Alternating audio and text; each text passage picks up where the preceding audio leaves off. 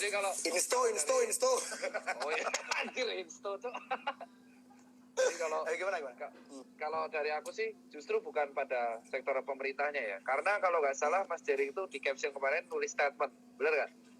Tulis statement intinya tetap tenang, terus konspirasi ada, jangan dipenuhi ketakutan. Statement saya tuh, maksudnya kita bicara hashtag apa bicara pesan besar di Pesan besar.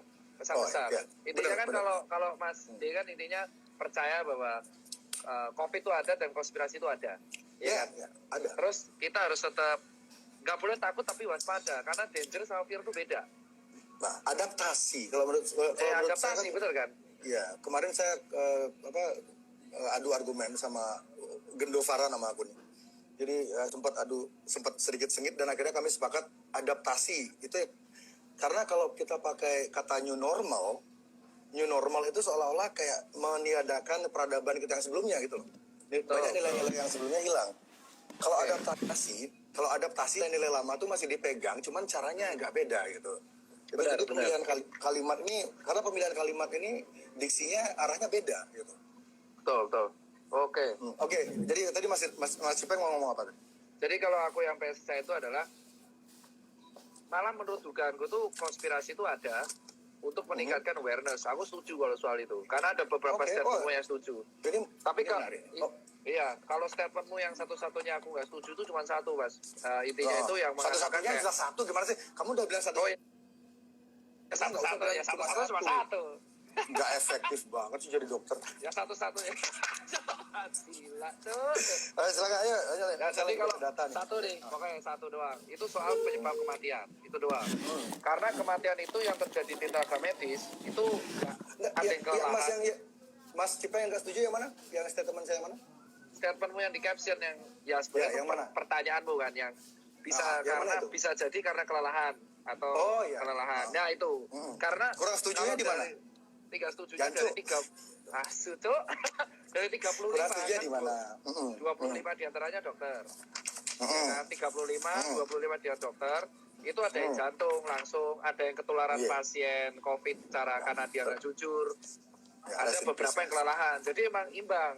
Tapi emang sebagian besar finishernya COVID. Tapi yang kelelahan ada gitu. Tapi ini finisher dalam maksud Mas ketika Mas Cipeng bilang finisher tuh, jadi kalau mereka nggak kena COVID, walaupun mereka kelelahan seperti itu, mereka masih ada chance untuk survive maksudnya? Ya betul, masih ada chance untuk survive. Yakin? Insya Allah yakin. Insya Allah.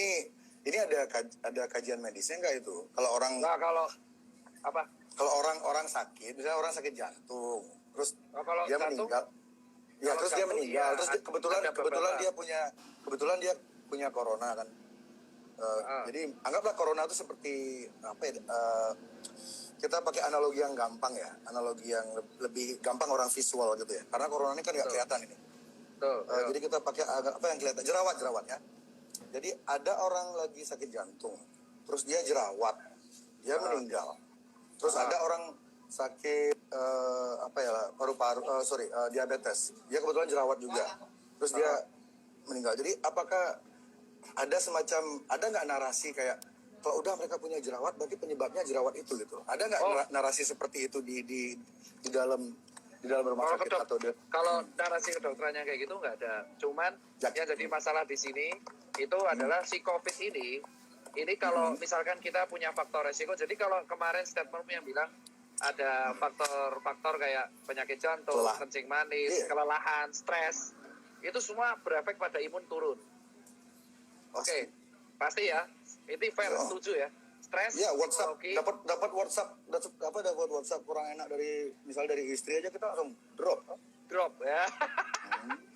Nah terus ini kan tekanan. Untung istri saya nggak tahu kita lagi live nih. Dia lagi. Tahu lah pasti, nggak mungkin pasti nonton ya. Pakai spot. Oke Mas, lanjut Mas. Ayo. Oke lanjut ya. Jadi enak juga ngobrol kayak gini. Iya kan. Endingnya itu mereka kelelahan intinya. Kelelahan, ada yang stres, ada psikologi, ada penyakit jantung, ada yang seperti itu. Ya kan? Kita nggak tahu ya, nasib di tangan Tuhan. Nah, tapi begitu imun itu turun. Oh, maksudnya percaya Tuhan? Jujur aja saya percaya, Pak. Makanya saya juga percaya teori konspirasi. Oke, sebelum dibilang oksimoron udah duluan dia, pinter dia. Aku paham Pak. Bagus juga defense-nya. Kalau kita percaya Tuhan, mau nggak mau kita, ya konspirasi kita nggak bisa nolak. Emang percaya bagian. Nah, cuman yang menarik adalah saya nggak percaya yang gitu Mas. saya agnostik saya. Oh, agnostik ya sampai ada. Iya. Oh. Nah, terus nggak masalah juga ya. Oke. Terus habis itu si COVID ini tuh menyerang orang imunnya rendah dan dia tuh perburukan di parunya kencang. Tapi benar. Dan perburukan rendah. Dan ini statement ya dari analoginya. Aku ketemu ketua BNPB Pak Doni dan aku ketemu beberapa orang. Mereka mengatakan yang dihadapi tenaga medis tenaga medis sekarang itu baru 20%-nya yang memiliki gejala. Dari seluruh Indonesia. Dari seluruh Indonesia. Ini dari mappingnya pakai Indonesia ini. Ya, Indonesia. Dari 20% yang positif COVID ini, ya 80%-nya itu bergejala, sisa bergejala ringan, yang berat itu 20%-nya. Jadi dari 20%-nya 20% itu yang bergejala berat. Dan itu emang benar selalu rata-rata ya, bukan selalu sih. Ada yang langsung direct, tapi rata-rata ada pemberatnya. Jadi temenan. Jadi ibaratnya kalau Mas D itu ibaratnya analoginya kita lagi naik mobil di jalanan. Okay. Tapi ban kita itu sebenarnya alurnya itu udah halus alurnya udah halus bahaya ya. Udah bahaya sebenarnya harusnya. COVID ini oli nih berarti. Ya betul, COVID-nya olinya. Nah, COVID-nya olinya sisanya tergantung antibodinya. Kalau antibodinya itu kuat, ya dia selamat, survive. Ya kalau dia nggak kuat. Kalau dia naik mobil kekencangan dan kena oli dan banyak halus, oke, dia kelar. Makanya kalau berarti oke. Jadi kalau statementmu yang kemarin mengatakan emang COVID itu nggak sendirian untuk menyebabkan kematian, itu aku setuju. Karena di beberapa kasus sebagian besar pasti kalau nggak ditemenin jatuh, hipertensi, tekanan darah, benar kan Pak Dokter? Ya di Italia itu kan yang paling jadi contoh kasus yang paling jadi yang membuat orang sangat ketakutan di seluruh dunia ini kan kasus Italia itu sebenarnya kan, karena kalau di Cina mungkin orang agak mikir ya kan salahnya mereka kayak gitu, mereka makan kan waktu itu masih konsensus publiknya waktu itu masih itu berasal dari Batman gitu. Betul. Padahal Bruce Wayne nggak pernah bikin virus ya. Terus lalu ketika yang kasus Italia itu meledak dan itu menjadi kayak cerita horor banget bagi seluruh dunia, orang langsung ketakutan banget kan. Tapi orang-orang jarang yang saya lihat di mainstream media jarang banget, bahkan tidak pernah di Indonesia mengangkat lebih dalam lagi tentang kasus di Italia adalah 99% yang meninggal di Italia itu usianya di atas 60 tahun, elderly. Iya. Ya, elderly. 99% loh. Jadi, elderly. Udah tua, dan dari 99% itu, dari yang meninggal itu 98, sekian hampir 100%-nya itu memang sudah kritis. Dan kualitas udara di kotanya Mas yang banyak meninggal itu? Daerah utara Italia kan, lupa ya itu bukan. Jadi di sana kualitas udaranya itu hampir sama dengan di Wuhan. Jadi memang di sana tuh, coba Mas cari kalau ada waktu ya, Mas googling angka kematian di Italia di kota yang sama tahun sebelumnya dan tahun sebelumnya, nggak jauh beda kok sama tahun ini. Cuman sekarang karena difabrikasi beritanya, dibumbu-bumbuin, angkanya ditambah nolnya 1 atau ditambah komanya dikurangin segala macam, menimbulkan kepanikan massa. Padahal teman-teman saya di Italia pada bilang, ya mereka ngirim video segala macam, aman kok di Italia, ini berita terlalu melebih-lebihkan. Karena tahun-tahun sebelumnya juga kematian di sana mungkin agak tinggi tahun ini. Jadi kematian di kota Italia itu mungkin tahun ini ada peningkatan tapi sedikit. Dan itu pun mungkin karena stres, karena semua orang ke rumah sakit. Jadi orang-orang tua ini, para manula ini tidak mendapat perhatian serius dari yang seharusnya gitu, karena terlalu banyak orang stres. Balik lagi ke ilmu psikomatik tadi, karena mereka tiap hari nonton TV, lihat handphone, COVID masuk ke otak mereka tuh membentuk kayak realita gitu loh, berusaha membuat situasi itu benar ada. Dan itu jadi orang berbondong-bondong ke rumah sakit, jadi mereka sesak nafas sedikit ke rumah sakit. Nah itu mereka, ini ya. oke jadi kalau aku motong nggak apa-apa ya? Dapat kan ya? Dapat maaf kalau ya di sini kita tektokannya sekarang, silakan Mas. Jadi aku motong nggak apa-apa kan Pli? Karena aku tahu ini Mas arahnya kemana, bagus ini, ayo. Iya jadi yang pertama, pokoknya kalau dari awal tuh aku kalau yang di komen ya aku lurusin karena netizen banyak tanya debatnya mana. Jadi di sini tuh nggak berdebat. Aku terakhir ke netizen. Kan udah diskusi judulnya. Iya ini diskusi. Jadi awal mulanya itu adalah aku tertarik jujur aja kalau soal konspirasi yang aku keberatan cuma soal alasan itu aja. Tapi kalau yang kedua, kalau soal yang namanya narasi media itu ibaratnya kayak gini Mas. Aku neranginya biar netizen paham. Orang naik motor ada potensi kecelakaan, ya kan? Baru tadi saya mau ngomong gitu. Oke, lanjut. Ada orang naik motor potensi naik kecelakaan dan kecelakaan angka kematiannya juga tinggi. Oke kan? Nah tapi kan iya kan, gitu. Kan betul, kalau misalkan kita naik motor, kita kan pasti kecelakaan. Dan kecelakaan di semua nggak pasti. Tadi Masnya jangan bilang pasti. Kemungkinan tinggi, ya kan? Bisa mati. Dan angka kecelakaan saya dulu sempat lama kerja di media soalnya Mas. Jadi saya hati-hati ngomongnya. Terus yang terjadi adalah tapi kalau kita naik motor belum tentu kita mati kan. Kalau kita pakai helm dan kawan-kawan. Kamu kemarin naik motor deh? Masih hidup? Teman saya naik motor masih hidup. Kapan mati? Anjir, amit-amit Cuk. Nah orangnya nggak ada, itu imajinatif kan. Lanjut Mas. Nah kalau yang Mas Cipeng ya. Kalau misalkan yang terjadi di COVID itu seperti ini, orang COVID itu berbahaya, danger, emang ada, bener, resiko ada COVID. Yang paling penting adalah orang kalau kena COVID belum tentu mati, bisa selamat. Nah, 99%. Nah, narasi selamat ini yang nggak digoreng.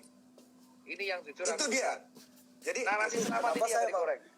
Ini kenapa saya mau melakukan ini live Instagram ini sama Mas Ipeng, karena saya tahu Mas Ipeng itu arahnya ke sana. Ini kayak ini kita nih musuh kita berdua sama.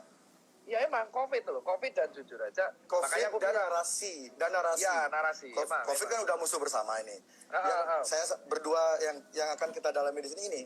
Kenapa seolah-olah ada narasi harapan itu dikubur, ketakutan itu dipupuk. Jadi ketakutan padahal harapan tuh ada di mana-mana kalau masyarakat mau mencari, tapi kan sayang masyarakat kadang-kadang nggak tahu akses untuk mencari. Ketika mereka mendapat artikelnya bahasa Inggris, masyarakat nggak ngerti. Jadi ketika mereka mau nanya ke teman-temannya yang pinter, teman-temannya yang pinter tuh udah kemakan narasinya, misalnya narasinya si Najwa gitu, udah ya aduh kita ikutin aja lah apa kata media segala macam. Susah loh. Kan orang-orang yang anti teori konspirasi ini kebanyakan dari menengah ke atas. Kalau kita jujur ya. Orang-orang yang tidak setuju sama teori konspirasi ini kebanyakan orang-orang yang sudah nyaman. Jadi mereka tuh pikir ngapain sih kayak gitu-gitu dipikirin, udah yang penting hidup kita tetap di bubble yang sama itu, di gelembung itu gitu. Mereka nggak mau jauh-jauh. Otoritas bilang A, C. Ya. Jadi ini menggoreng itu ya, yang sembuh-sembuhnya itu ya, penggorengan itu ya. Betul. Jadi terus aku jujur aja kalau yang kita di sini tuh ada beberapa kelurusan dan kesamaan, ya kan. Nanti aku bakal bilang yang nggak setuju di Mas Dev masih ada juga, dan masih ada beberapa yang nggak setuju di aku. Harus kalau gitu, dari sini kita kesimpulan sama nggak? Kenapa kok orang stigmanya negatif banget sama COVID sampai pasien nggak jujur, sampai pasien itu takut banget ngaku. Nah ini kesalahannya siapa itu ya? Ini bener kan? Saya tidak suka bukan hobi saya nyalain orang, tapi ini kan bukan masalah saya pribadi ini. Ini menyangkut kehidupan satu negara, mungkin satu bumi mungkin ya. Ini yang memelihara environment, yang menciptakan environment ketakutan luar biasa ini terhadap hal yang sebenarnya kesempatan untuk pulihnya tuh gede banget, itu siapa Mas? Jadi kalau yang meningkatkan ketakutan ini, ya kan, terlepas dari alasan-alasan yang ada, tapi kalau kita seperti ini itu adalah yang menyebabkan satu, pasien nggak jujur, terus yang menyebabkan jenazah sampai ditolak, ya sampai jenazah ditolak, sampai sendiri, aku ngerasain sendiri, itu Mas, fatal. itu kemarin pilpres kemarin aja beda pilihan, jenazah ditolak, ini kok heran sih COVID ditolak. Iya, masyarakat kita tuh ya gitu. Sampai ya makanya loh, sampai aku ngerasain sendiri Mas, sampai aku tuh pulang ke komplekku aja, aku sempet mau diusir Mas dari komplek. Mas kalau di Bali jangan bilang-bilang komplek Mas. Kenapa Pak? Itu tempat prostitusi. Wah, sok sih itu serius. Kalau Mas ngomong ke orang-orang di Bali, saya mau ke komplek ya, udah ketawain Mas kalau sama orang Bali ngomong. Coba tanya Yuda CT. Yuda CT lagi nonton ya. Yuda komen dah. Dia jualan coba emang dia. Komplek di Bali daerah prostitusi. Ya. Gini ya, coba punya teman orang Bali tuh? Ada. Punya. Kita belum pernah. Oke. Kita mungkin enggak temenan di akhir diskusi ini. Nah, jadi Mas. Jadi Mas ini. Kalau aku lanjutin. Dari sini tuh semua emang narasinya tuh harusnya dibangun dari awal tuh positif. Iya kan? Pertama kali itu aku masih ingat Pak Terawan itu ketika jumpa pers pertama kali. Itu semua orang kan sekarang nyalain Pak Terawan ya. Pak Terawan dulu mengatakan ada satu nih dan masih ingat. COVID itu sebuah virus yang emang bisa self-limited disease. Sembuh sendiri. Betul. Iya, tapi beliau lupa mengatakan selanjutnya kalau nggak salah harus ditambah dengan kayak dirawat, bed rest, nutrisi dan teman-temannya. Lengkap. Jadi, pokoknya Pak Terawan itu terlalu santai dia ya. Ya kalau ngomong di media dia ya kayak orang ngobrol gitu loh. Tahu nggak sih kalau orang ngobrol tapi memang seharusnya iya sih. Harusnya lengkap kan. Karena kan kita berhadapan sama media dan beliau itu ngomong kalau nggak salah virus itu self-limited disease dan kalau dikasih nutrisi dia bisa sembuh kalau makanan cukup dan ditolong dengan obat-obat simptomatik. Nah, tapi kita lihat yang beredar di media apa judulnya? Ya, parah. Ya karena itu loh, itu yang pertama dan akhirnya narasinya kayak seolah-olah kita meremehkan. Jadi itu yang pertama. Mas, saya ingin nanya untuk statement Mas itu, saya mau ngajak Cipeng untuk sedikit berimajinasi. Misalnya yang ngomong seperti Pak Terawan tadi itu ya persis omongannya sama. Substansinya sama. Misalnya contoh Najwa Shihab. Apakah masyarakat akan menganggap itu sebuah lelucon? Tidak. Jujur aja. Aku berani. Benar. Ya, berarti ini bukan tentang message-nya sebenarnya kan? Ini tapi tentang figur yang ngomong. Tentang ini kan visual berarti kan? Visual keterikatan emosi. Aduh, Pak Terawan tuh mukanya terlalu kayak menteri biasa sih. Jadi sebenarnya itu yang aku bilang kan, kayak di awal. Tapi dan sistemnya kalau Mas lihat, pemerintah tuh sistemnya udah pengen menenangkan masyarakat. Betul, saya lihatnya begitu. Tapi masyarakat tuh terus kayak saya lihat ya ada kecenderungan masyarakat tuh agak over dalam mengkritik pemerintah tuh mereka agak sedikit over gitu. Kayak terlalu nyari-nyari kesalahan, terlalu menggali-gali kesalahan. Tapi mereka lupa kalau sampai akhirnya tuh kalau pemerintah nenangin itu di counter pasti sama siapa? Sama data yang disebar di media. Ini datanya dari mana asalnya? Datanya tuh contoh ketika kita pengen menenangkan masyarakat, let's say mengenai kematian atau apapun, itu rata-rata yang digoreng adalah tentang narasi buruk. Emang itu benar dan itu aku nggak bisa sebut medianya, mungkin Mas Jil pasti punya datanya sendiri kan. Jadi emang benar dan akhirnya karena narasi-narasi buruk yang dibangun ke depannya, akhirnya orang-orang jadinya takut sama si COVID ini, borong masker, borong APD. Itu jadi beruntun efeknya, borong APD, borong masker. Let the domino fall. It's a part of the plan. Domino effect ya. Nah itu yang akhirnya itu memang part of the plan. Ya itulah. Makanya kan kalau aku secara pribadi, dari awal Mas Ji itu kan gaungkan konspirasi kan dari sejak 2-3 minggu yang lalu ya. Iya. Viralnya kan gara-gara vlognya Dedi sama Yonglek kan. Sebenarnya iya. Kalau Dedi sama Yonglek nggak ngangkat itu, kita nggak akan ngobrol kayak gini. Mungkin ini nggak akan terjadi. Jadi whatever. Dan saya percaya nggak ada yang kebetulan di dunia ini. Jadi thanks to them. Ya terima kasih buat mereka. Jadi orang punya mungkin karena yang bicara itu yang Lex. Mungkin beberapa omongan dia itu ketika dia bicara, kita singkat aja teori konspirasi ini, kita singkat TK ya dari sekarang ya. Oke. Ya, TK ya biar nggak kepanjangan. Jadi ketika yang Lex bicara tentang TK, meskipun ada beberapa poinnya dia tuh benar, tapi orang tuh susah untuk, sama ada kasusnya seperti Pak Terawan yang tadi betul bilang itu. ketika Terawan orang ngomong gitu dengan figurnya dia yang agak, meskipun beliau tentara segala macam, dan saya yakin Pak Terawan tuh tahu lebih dari orang-orang lain ketahui, cuman dia tidak boleh membagi informasi itu. Iya. Ya, jadi ya ketika yang lain yang bicara masalah TK, orang-orang kayak apa sih ini orang nggak jelas, dia tuh siapa gitu, kayak nggak ada ikatan kayak semacam publik sama Najwa kayak gitu.